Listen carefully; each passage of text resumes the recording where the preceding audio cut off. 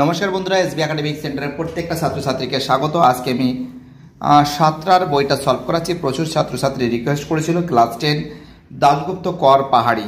তো দেখতেই পাচ্ছ ইতিহাস পরিচয় দশম শ্রেণীর সাতরা প্রকাশনীর এই বইটা আজকে আমি সলভ করাচ্ছি। এবার আমি তোমাদের চতুর্থ অধ্যায় সলভ করে দেবো সংঘবদ্ধতার গোড়ার কথা, বৈশিষ্ট্য ও বিশ্লেষণ। তো দেখো এই অধ্যায় অর্থাৎ চতুর্থ অধ্যায় আজকে আমি তোমাদের সলভ করিয়ে দেবো। সম্পূর্ণ ভিডিওটা দেখবে এবং চ্যানেলটাকে সাবস্ক্রাইব করে সমস্ত বন্ধুদের মধ্যে শেয়ার করবে। তো দেখতে পাচ্ছ আমি তোমাদের প্রথম প্রশ্নটা সলভ করে দিচ্ছি। প্রথম প্রশ্ন কি বলেছে, সমস্ত প্রশ্নই সলভ করে দেবো, শুধু প্রথম প্রশ্ন কেন। সিপাহী বিদ্রোহকে ভারতের প্রথম স্বাধীনতা সংগ্রাম বলে অভিহিত করেছেন বিনয় দামোদর সাভারকর। দু দাগের প্রশ্ন, হিন্দু মেলার সম্পাদক ছিলেন গগেন্দ্রনাথ ঠাকুর। তিন দাগে অস্ত্র আইন পাশ হয়েছিল লর্ড লিটনের আমলে। ঠিক আছে, আমরা জানি যে এটা খুবই গুরুত্বপূর্ণ প্রশ্ন। চার দাগের প্রশ্ন, আনন্দমঠ উপন্যাস রচিত হয়েছিল বা রচয়িতা যাকে বলে বঙ্কিমচন্দ্র চট্টোপাধ্যায়ের। এটি রচয়িতাকে বঙ্কিমচন্দ্র চট্টোপাধ্যায়ের। পাঁচ দাগের প্রশ্ন, ভারতের প্রথম রাজনৈতিক প্রতিষ্ঠান হলো বঙ্গভাষা প্রকাশিকা সভা। বঙ্গভাষা প্রকাশিকা সভা। চলো এবার আমি শূন্যস্থানগুলো সলভ করে দিচ্ছি। ড্যাশ সমাজের বুদ্ধিজীবী সম্প্রদায় সিপাহী বিদ্রোহে নিশ্চুপ ছিল বাঙালি সমাজের। বাঙালি হবে। দু দাগের উইলিয়াম অ্যাডাম ইংল্যান্ডের 1839 খ্রিস্টাব্দে ড্যাশ সোসাইটি গড়ে তোলেন, British India society. British India society. চলো এবার আমি তোমাদের তিন দাগের প্রশ্নটা সলভ করে দিচ্ছি। তিন দাগের প্রশ্ন কি বলেছে, ড্যাশ সভা ইলবার্ট বিল আন্দোলনের গুরুত্বপূর্ণ ভূমিকা পালন করে। আমরা কি জানি, ভারত সভা। চার দাগের প্রশ্ন, গোড়া উপন্যাসটির লেখক হলেন রবীন্দ্রনাথ ঠাকুর। গোড়া উপন্যাসটির লেখকটাকে অ্যান্সার হবে রবীন্দ্রনাথ ঠাকুর। পাঁচ দাগের প্রশ্ন, ভারত মাতা চিত্রটি ড্যাশ ভারত মাতার বাহন।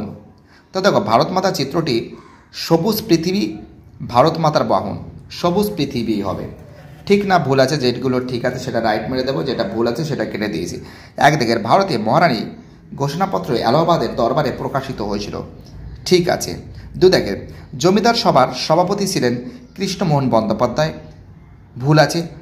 তিন দাগের চৈত্র মেলার অপর নাম ছিল হিন্দু মেলা। ঠিক আছে। চার দাগের বর্তমান ভারত রবীন্দ্রনাথ ঠাকুরের লেখা। ভুল আছে।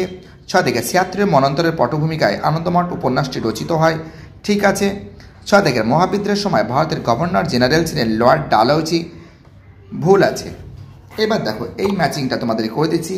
মহারানীর ঘোষণাপত্র হবে লর্ড ক্যানিং। সুরেন্দ্রনাথ ব্যানার্জি হবে ভারত সভা। হিন্দু মেলা হবে নবগোপাল মিত্র।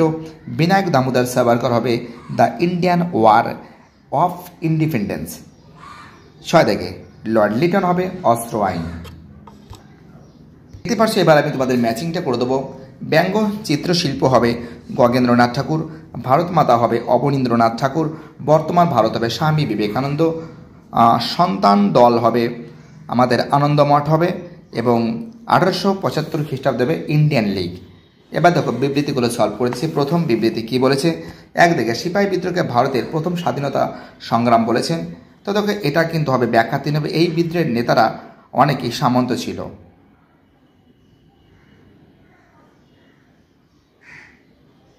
ঠিক আছে। ভারতের প্রথম স্বাধীনতা সংগ্রাম বলেছেন। চলো আমাদের এখানে বলছে পতাকা নেই না এই বিদ্রোহের। দেখো এই ব্যাখ্যার দুইটাকে নিয়ে ওটা ডাউট হচ্ছে। ঠিক আছে, প্লিজ তোমরা অবশ্যই কমেন্টে জানাবে। দুই দিকে প্রশ্ন, ভারতে ইংরেজ শাসন প্রতিষ্ঠায় মহারানী ঘোষণাপত্র একটি অতি উল্লেখযোগ্য বিষয়। ব্যাখ্যায় এক হবে। তিন দাগের বর্তমান ভারত গ্রন্থে জাতীয়তাবাদের বীজ বপন করা হয়েছিল। ব্যাখ্যা 3 হবে। এবার দেখো এই প্রশ্নগুলো সলভ করে দিচ্ছি ফটাফট করে, একদম ফটাফট করে সব অ্যান্সার সমেত আমি লিখে দিয়েছি যাতে তোমাদের সুবিধা হয়। প্রথম প্রশ্ন বলেছে সিপাহী বিদ্রোহের সময় মুঘল সম্রাট কে ছিলেন। এটা হবে দ্বিতীয় বাহাদুর শাহ। একের অ্যান্সার হবে দ্বিতীয় বাহাদুর শাহ। দুই দাগের প্রশ্ন, মহারানী ঘোষণাপত্র কবে পেশ হয়। অ্যান্সার হবে 2 হবে। এটা হবে 1858 খ্রিস্টাব্দের 1 নভেম্বর। তিন দাগের প্রশ্ন, ভারত সভা কে প্রতিষ্ঠা করেন। এটা হবে 3-এর অ্যান্সার হবে সুরেন্দ্রনাথ ব্যানার্জি বা সুরেন্দ্রনাথ বন্দ্যোপাধ্যায়। ঠিক আছে। চার দাগের প্রশ্ন কি বলেছে, গোড়া উপন্যাসটির লেখককে রবীন্দ্রনাথ ঠাকুর। পাঁচ দাগের প্রশ্ন, কবে জমিদার সভা প্রতিষ্ঠিত হয়। অ্যান্সার হবে 1838 সালে। এটা হবে 5 দাগের প্রশ্ন। ঠিক আছে। পরের প্রশ্ন, কোন কোন পত্রিকায় ব্যঙ্গচিত্রগুলি প্রকাশিত হয়। প্রবাসী এবং মডার্ন রিভিউ পত্রিকায় কিন্তু ব্যঙ্গচিত্র কিন্তু প্রকাশিত হয়। তো দেখো এইগুলো সলভ করে দিচ্ছি। তোমাদের যদি এসএ কিউব যদি সলভ পেপার চাও অবশ্যই তোমরা কমেন্ট করো। 4 থেকে 5টা কমেন্ট যদি করো তো অবশ্যই কিন্তু তোমাদের কিন্তু সম্পূর্ণরূপে সলভ পেপারগুলো আমি দিয়ে দেবো, ভয়ের কোনো কারণ নেই। এসবি একাডেমিক সেন্টার তোমাদের সঙ্গে আসে পাশে আপদে বিপদে থাকবে। এসবি একাডেমিক সেন্টার সবসময়ের জন্য তোমাদের সঙ্গে থাকবে। বাই টাটা, সবাই ভালো থাকবে।